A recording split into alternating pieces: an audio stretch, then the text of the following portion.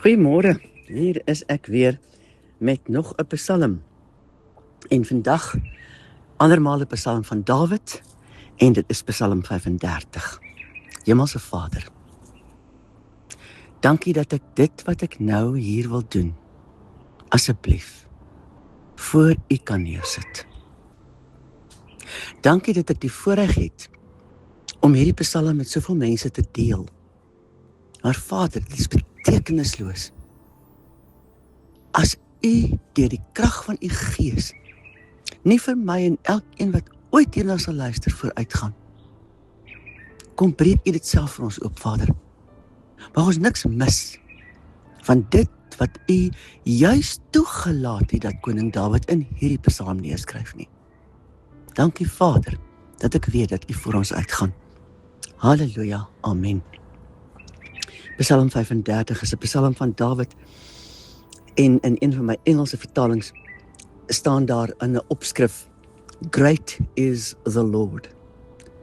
So hou dit in gedagte, dit was in koning Dawid se gedagte toe hy hierdie psalm neergeskryf het. Psalm 35 vers 1 lees. 'n Psalm van Dawid. Here, twis met die wat met my twis. Bestry die wat my bestry. En dan roep hy 'n interessante ding uit. Hy sê, gryp die klein skuld en die groote en staan op as my hulp. Weet jy, ek het op 'n stadium 'n studie gemaak daarvan en daar was 'n baie groot verskil tussen 'n klein skuld en 'n groote. Die klein skuld was rond en konkaaf gemaak, met ander woorde, hy was nie plat nie. En hy het 'n bot gehad na buite toe, sekerlik dat goed wat soos pile en wat kan wegskiet van hom af, wat hom nie sommer nie deurgaan nie. En die klein skuld is gedra op die pols van die hand van 'n soldaat wat nie die swaard hanteer het nie. So op die pols van sy hand, so hy het nie eers die skild in sy hand vasgehou nie, hy was daar, net op die pols.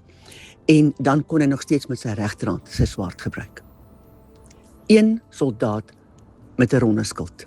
Maar 'n skild wat so groot was soos 'n deur, is iets waar agter meer as een soldaat kon wegkruip.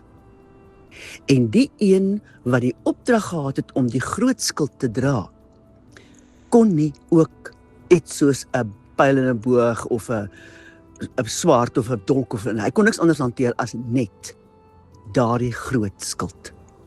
So daardie ou was letterlik daar vir die ander manne rondom hom, maar hulle was ook daar vir hom, want hy het niks gehad om mee te veg nie.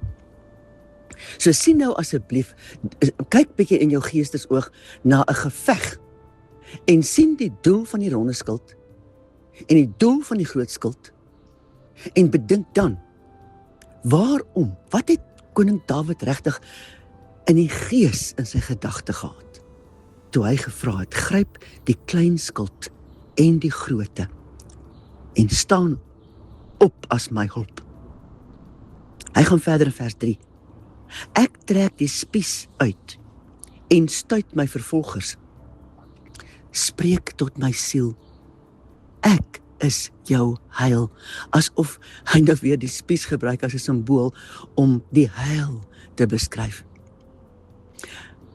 Maar let op, aksie plus woorde, asof een van die twee nie voldoende sou wees nie.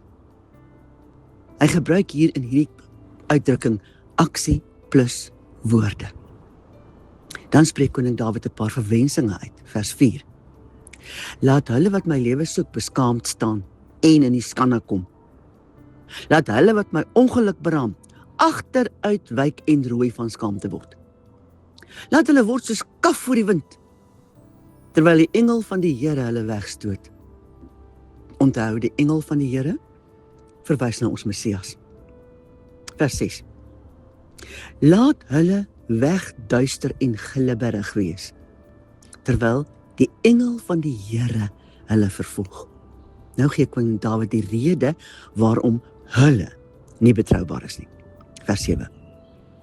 Want Hulle het sonder oorsaak die kuil met hul net vir my verberg. Hulle het sonder oorsaak gegrawe teen my lewe. Laat verwoesting oor hom kom, sonder dat hy dit weet. En laat sy net ontvang wat hy gespan het. Met ander woorde, dat hy in sy eie net val. Laat hom daarin val met verwoesting. En na hierdie uitroepe, sê koning Dawid, sy eie verwagting van die Almagtige. Vers 9. Maar my siel sal juig in die Here. Dit sal bly wees in sy heil. Al my gebeendere sal sê, Here, wie is soos U? U, wat die ellendige red van die wat sterker is as hy, ja, die ellendige en behoeftige van sy berower. Wat 'n geweldige opmerking. Al my beendere sal juig. Dan verduidelik hy verder in vers 11. Kwaadwillige getuies staan op.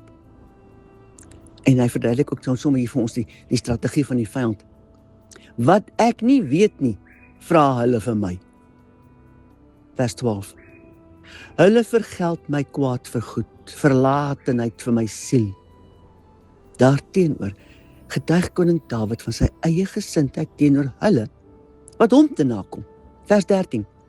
En ek, toe hulle siek was, het ek 'n roukleed gedra.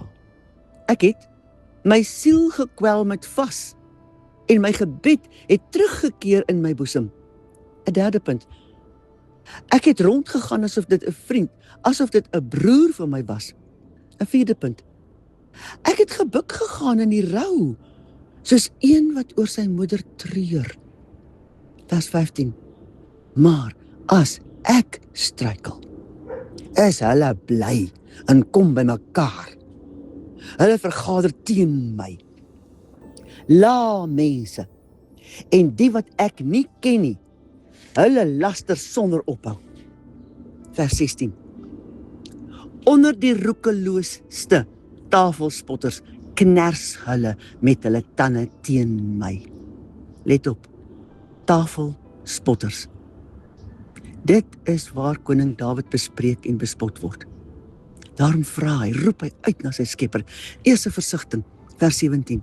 Here, hoe lank sal U dit aansien? Bring my siel terug van hulle verwoestinge en my enigste van die jong leeu's af. En dan maak hy 'n belofte. Ek sal U loof in 'n groot vergadering. Onder 'n groot skare sal ek U prys. Vers 19. Laat hulle oor my nie bly wees, wat sonder grond my vyande is nie. Laat die wat sonder oorsaak haat, nie met die oë knip nie. Vers 20. Want hulle spreek nie van vrede nie, maar hulle bedink bedrieglike woorde teen die stilles van die land. En hulle maak hulle mond wyd oop teen my. Hulle sê, ha, ons oog het dit gesien.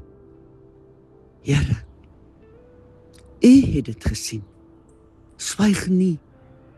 Here, wees nie ver van my af nie. Ontwaak en word wakker vir my reg, my God en Here, vir my regsaak. Doen aan my reg na U geregtigheid, Here my God, en laat hulle oor my nie bly wees nie. Laat hulle in hulle hart nie sê, ons begeerte. Laat hulle nie sê, ons het hom verslind. Laat hulle wat bly is oor my ongeluk, beskaamd staan en saam rooi van skaamte word.